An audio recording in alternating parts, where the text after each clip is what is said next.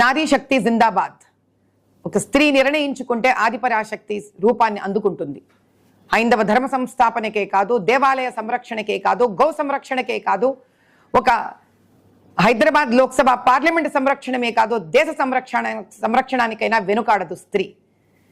ఇక్కడ నా పక్కన నిలబడిన ఈ ఇద్దరు యువతులు ఎంతో ధైర్యంగా చుట్టుపక్కల ఉన్న ఎంతో మంది రాక్షసులకు నిర్భయంగా నిలబడి ఒంగోలు ఆవులను కాపాడారు. ఈ ఆవుల సంరక్షణే ఈ దేశ సంరక్షణ. దీనికోసం మేము ఎంత దూరమైనా వెళతాం, నిర్భయంగా పోరాడతాం, ధైర్యంగా పోరాడతాం, ధర్మం కోసం పోరాడతాం, న్యాయం కోసం పోరాడతాం. ఆవులను హింసించాలన్నా, వాటిని సంహరించాలనుకునే వాళ్ళందరికీ ఇదే నా సమాధానం. ఖబర్దార్, ఇంకొకసారి మీ మనసులో ఆలోచన వచ్చినా కూడా కింద నుంచి కంపరము భయం పుట్టేలా చేస్తాం.